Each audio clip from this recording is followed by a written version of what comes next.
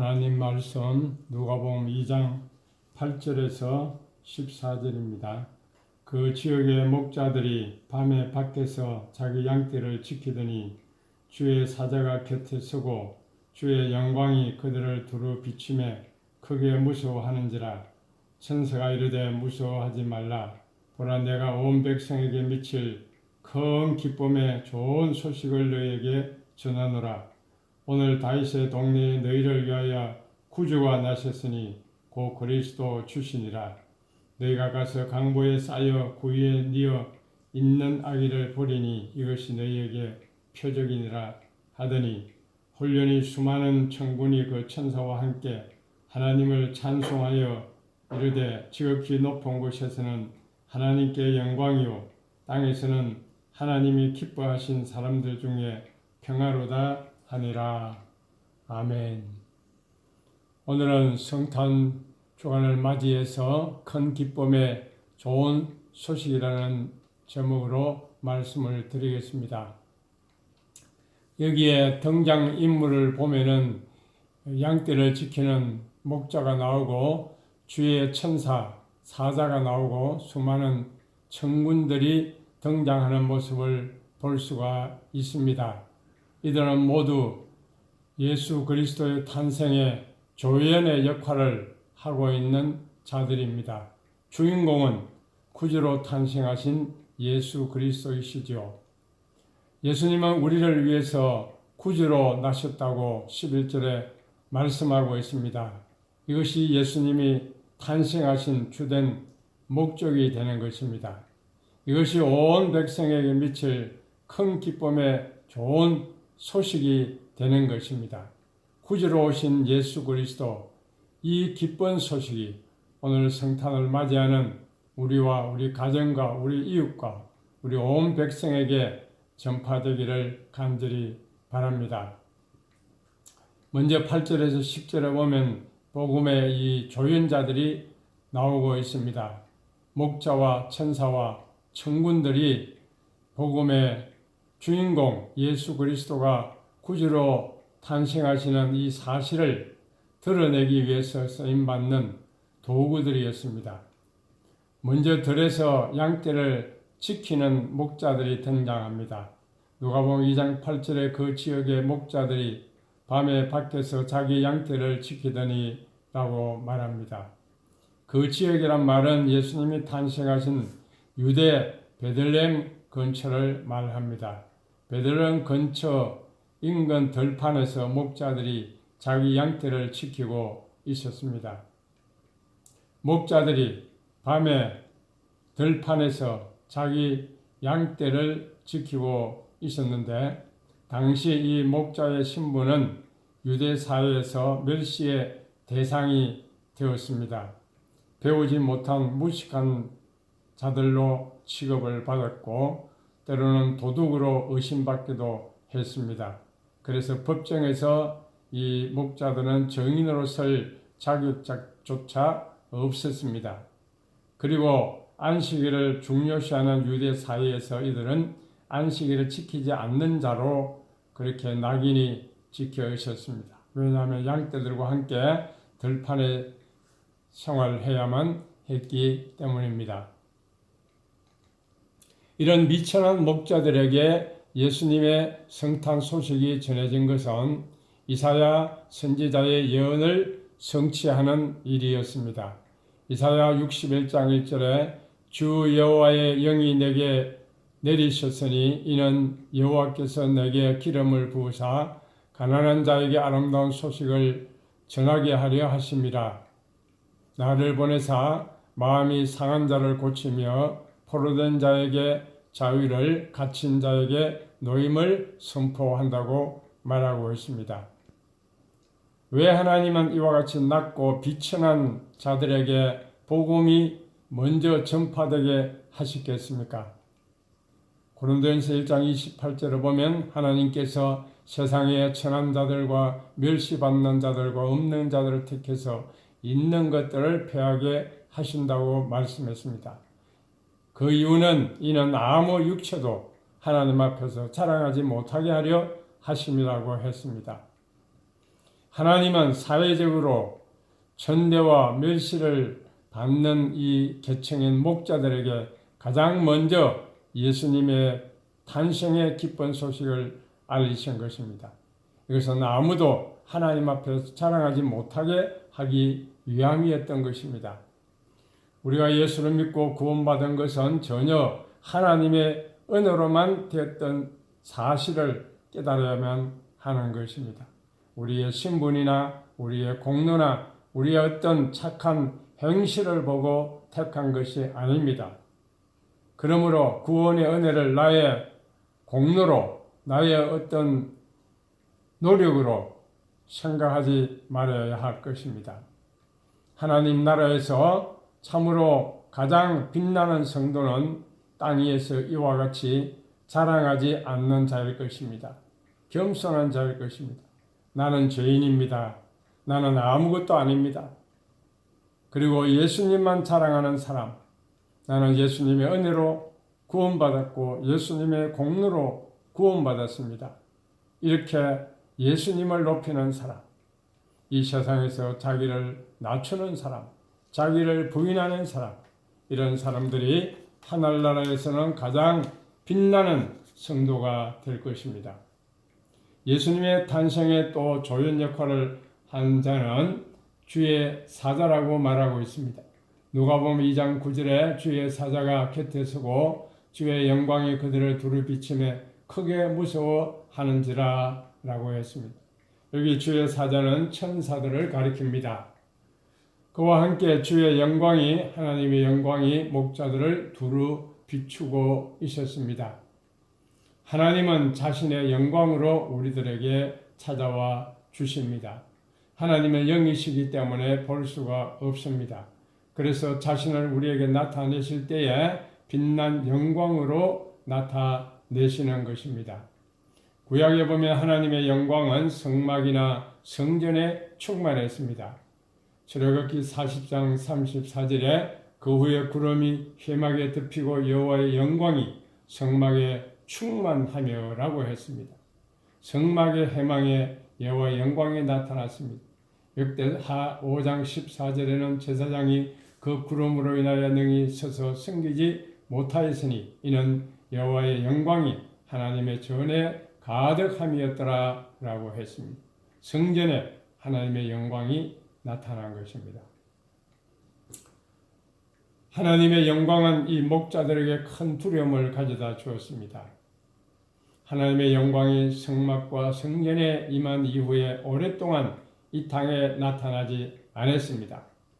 그러다가 갑자기 예수님이 탄생하신 바로 그날에 하나님의 영광이 이 땅에 다시 돌아오게 되었던 것입니다.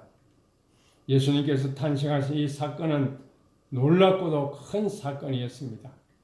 목자들이 하나님의 영광과 임재 앞에 두려워한 것은 죄인들이 마땅히 보일 수밖에 없는 그런 반응일 것입니다.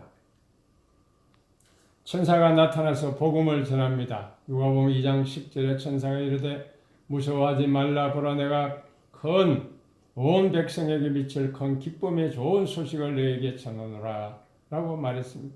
천사는 크게 두려워하고 있는 목자들에게 무서워하지 말라고 했습니다. 이어서 천사는 무서워하지 말아야 될 이유를 밝혀주고 있습니다. 그것은 천사들이 그들에게 좋은 소식을 전해주고 왔기 때문입니다. 하나님의 심판의 소식을 전하러 왔다고 하면 그들은 크게 두려워할 수밖에 없었을 것입니다. 그러나 천사는 그들에게 하나님의 구원의 소식을 전하기 위해서 왔던 것입니다. 그러기에 목자들은 두려워할 필요가 없었다는 말입니다. 무서워하고 있던 목자들에게 천사는 이런 성탄의 기쁜 소식을 전해줌으로써 그들의 무서움을 기쁨으로 바꾸어 주기에 충분했던 것입니다. 그들에게 있었던 큰 두려움은 사라지고 이제 그들에게는 큰 기쁨이 넘치게 되었던 것입니다. 성탄절을 맞이해서 오늘 우리에게도 이와 똑같은 역사가 있기를 바랍니다. 그동안 우리를 짓누르던 모든 슬픔과 고통의 문제, 걱정, 두려움, 염려들이 다 사라지게 되기를 바랍니다. 온 백성에게 미칠 큰 기쁨의 이 소식, 성탄의 소식이 우리 모두에게 충만하게 되기를 간절히 바랍니다. 11절과 12절에는 복음의 주인공인 예수 그리스도의 탄생을 알리고 있습니다. 누가복음 2장 11절에 어느 날 다윗의 동네에 너희를 위하여 구주가 나셨으니 곧 그리스도 주신이라고 했습니다. 여기 보면 복음의 주인공 예수 그리스도에 대해서 세 가지로 명칭을 사용하고 있습니다. 첫째는 구주요, 둘째는 그리스도요, 셋째는 주라고 말하고 있습니다. 첫째, 예수님은 구주가 되신다는 것입니다. 구주라는 말은 구원자, 곧 구원하는 자라는 뜻입니다. 예수님은 우리를 모든 문제에서 구원하십니다. 질병에서 구원하십니다. 고통과 근심과 위험에서 구원해 주십니다. 그러나 이것은 사람마다 다르게 나타나는 형편이죠. 예수님의 탄생은 각 사람뿐만 아니라 온 백성에게 미칠 기쁨의 좋은 소식이 되어야만 했습니다. 그러기 위해서는 온 백성들이 가진 공통적인 문제에서 우리를 구원해야만 하는 것입니다. 인류의 공통적인 문제가 무엇입니까? 그것은 죄의 문제입니다. 따라서 예수님은 우리를 죄에서 구원해 주실 구세주가 되어야 하는 것입니다. 마태복음 1장 21절에 아들을 낳으리니 이름을 예수라라. 이는 그가 자기 백성을 저희 죄에서 구원할 자이심이라 하니라 라고 말씀했습니다. 만일 예수님이 우리를 죄에서 구원해 주지 아니한다고 하면 우리는 하나님의 심판을 받아 지옥에 던져져서 영원토록 고통을 당할 수밖에 없는 것입니다. 그러나 예수님이 우리의 구주가 되셔서 우리의 모든 죄를 담당해 주셨습니다. 그러므로 예수님은 그를 믿는 모든 사람을 사망에서 생명으로, 심판에서 영생으로 옮겨 주시는 것입니다. 그러기에 예수님의 탄생은 온 백성에게 미칠 큰 기쁨의 좋은 소식이 되는 것입니다. 예수님의 탄생은 우리에게 구원의 축복을 주시는 놀라운 사건입니다. 예수님은 우리를 심판하기 위해서 오신 것이 아니라 구원하기 위해서 오셨습니다. 멸망에서부터 구원하십니다. 죄로부터 구원하십니다. 저주로부터 구원해 주시기 위해서 이 세상에 오셨습니다. 2000년 전에 아기 예수님으로 오신 이 성탄의 주님을 우리는 나의 구주로 영접해 드림으로써 죄 사함 받고 구원받는 놀라운 역사가 일어나게 되기를 간절히 바랍니다. 예수님에게 주어진 두 번째 명칭은 그리스도라고 말합니다. 그리스도란 기름 부음 받은 자라는 뜻입니다. 기름 부음 받은 자라는 것, 히브리어는 메시아, 헬라어로는 그리스도라고 말합니다. 구약시대는 왕과 제사장과 선지자에게 기름을 부어서 그들을 신분을 높인 것입니다. 그러나 신약시대는 예수님이 왕과 제사장과 선지자의 직분을 동시에 가지신 분으로 오셨습니다. 예수님은 왕으로 오셨습니다. 누가복음 1장 33절에 영원히 야곱의 집을 왕으로 다스릴 것이며 그 나라가 무궁하리라 라고 했습니다. 이것은 천사 가브리엘이 마리아에게 했던 말입니다. 예수님은 만왕의 왕이시며 영원한 왕으로 통치하십니다. 예수님은 제사장으로 오셨습니다. 히브리서 3장 1절에 그러므로 함께 하늘의 부르심을 받은 거룩한 형제들아 우리의 믿는 도리의 사도이시며 대제사장이신 예수를 깊이 생각하라고 했습니다. 제사장의 역할은 하나님과 사람 사이를 이어주는 것입니다. 예수님은 우리의 대제사장이 되셔서 우리를 하나님의 은혜의 보좌 앞으로 인도해 주시는 것입니다. 예수님은 선지자로 오셨습니다. 히브리서 1장 1절과 2절의 옛적의 선지자로 여러 부분과 여러 모양으로 우리 조상들에게 말씀하신 하나님이 이 모든 날 마지막에는 아들로 아들을 통해서 우리에게 말씀하셨다. 그렇게 말씀했습니다. 선지자는 사람들에게 하나님의 말씀을 전하기 위해서 하나님의 입으로 사용되는 자를 가리킵니다. 예수님은 진정한 선지자입니다. 왜냐하면 예수님의 입으로 나오는 모든 말씀은 그 자체가 하나님의 말씀이기 때문입니다. 예수님은 선지자로 왕으로 대제사장으로 오셨습니다. 예수님을 우리의 왕이 되셔서 우리를 다스려 주시고 우리의 대제사장이 되셔서 하나님께로 인도해 주시고 우리의 선지자로서 하나님의 말씀을 전하여 주셨던 것입니다. 예수님은 이렇게 우리를 위해서 오셨습니다. 그러므로 우리는 천사의 말과 같이 예수님의 탄생은 온 백성에게 미칠 큰 기쁨의 좋은 소식이 아닐 수가 없는 것입니다. 세 번째로 예수님은 주가 되신다고 말했습니다. 여기서 주는 하나님을 가리키는 칭호입니다. 영어 성경에는 Lord라고 대문자로 표기하고 있습니다. 부르는 션이라고 말하고 있죠. 예수님은 주가 되신다. 곧 하나님이 되신다는 말입니다. 여호와의 증인이나 몰몬교에서는 이 사실을 인정하지 않습니다. 물론 그들도 예수님이 그리스도이심을 믿습니다. 그러나 그들은 예수님은 하나님으로 믿지 않고 하나님에 의해서 창조된 피조물로 보고 있는 것입니다. 그러기에 그들은 완전한 신앙, 건전한 기독교라고 볼 수가 없는 것입니다.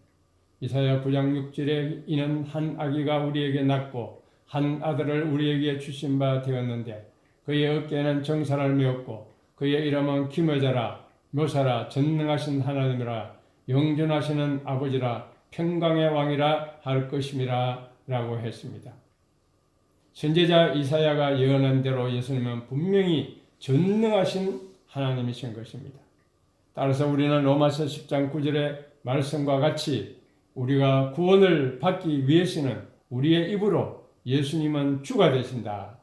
그 예수님을 하나님으로 인정해야만 하는 것입니다. 마지막으로 이 성탄 복음의 목적이 무엇입니까? 13절에 보면 홀린이 수많은 천군이 그 천사들과 함께 찬송하여 이르되 라고 했습니다. 이 성탄의 결과, 성탄의 목적은 하나님을 찬송하는 것입니다. 천군은 하늘의 군대, 천사들을 가리킵니다. 천군은 천명을 말하는 것이 아니라 수많은 무리라는 뜻입니다. 많다는 뜻입니다. 수많은 천사들이 하늘에서 내려온 것은 하나님을 찬송하기 위해서였다라고 하는 것입니다. 찬송의 내용이 무엇입니까? 누가복음 2장 14절에 지극히 높은 곳에서는 하나님께 영광이요 땅에서는 기뻐하심을 입은 자 중에 평화로다라고 했습니다. 하나님께 기뻐하심을 입은 사람들 중에 평화라고 했습니다. 지극히 높은 곳은 하나님 보좌가 있는 곳 하늘을 가리킵니다. 지극히 높은 하늘에는 하나님이 계십니다. 하나님께 영광을 돌리고 천사들은 하나님이 계신 하나님을 찬송하며 영광을 돌렸습니다. 땅은 낮은 곳입니다. 사람들이 사는 곳입니다. 땅에서는 사람들 중에 평화가 있음을 노래했습니다. 여기 평화는 마음의 평안이나 심령의 고요함을 가리키는 말이 아닙니다. 하나님과 우리 사이의 평화를 가리킵니다. 죄는 하나님과 우리 사이에 원수를 만들어 놓습니다. 그러나 예수님은 자신을 화목제물로 하나님께 드리심으로써 하나님과 우리 사이에 평화를 이룩해 주셨던 것입니다. 천사들만 하나님을 찬양하는 것이 아닙니다. 천국에서는 구원받은 모든 성도들이 하나님을 찬양하며 하나님께 영광을 돌리게 되는 것입니다. 이와 같이 복음의 목적, 구원의 목적은 장차 하늘나라에서 천사들과 함께 하나님께 영광을 돌리는 데 있다고 하는 것입니다. 오늘날 우리는 이 땅에서도 구원받은 하나님의 성도들로서 날마다 하나님의 뜻에 살아감으로 말미암아 하나님께 영광을 돌리고 감사와 찬양을 돌리는 저와 여러분 되시기를 바랍니다. 말씀을 맺습니다. 예수님은 우리를 위해서 구주로 오셨습니다. 이것은 온 백성에게 미칠 큰 기쁨의 좋은 소식입니다.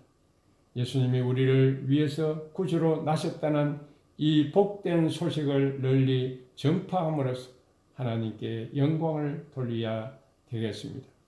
우리를 죄에서 죽음에서 구원해 주신 주님의 은혜를 깊이 깨닫고 온 마음을 다해서 주님을 사랑하고 찬양으로 주님께 영광을 돌리는 저와 여러분 되시기를 바랍니다. 기도드리겠습니다. 주님 감사합니다. 죄악으로 말미암아 멸망 가운데 처하여 있는 인류를 구원하기 위해서 이 땅에 예수 그리스도를 보내어 주시고 우리를 죄에서 구원해 주시고 왕과 순제자와 제사장으로서 우리를 위해서 역사하신 주님을 찬양합니다. 주님 마르국간 베들레헴에서 탄생하신 그 주님을 처음 목자들이 이렇게 맞이한 것처럼 우리도 목자들처럼 겸손한 마음, 참으로 가난한 마음, 내 자신을 비우는 마음, 부인하는 마음 가지고 오직 주님만 우리 심령에 모실 수 있도록 은혜 베풀어 주시옵소서.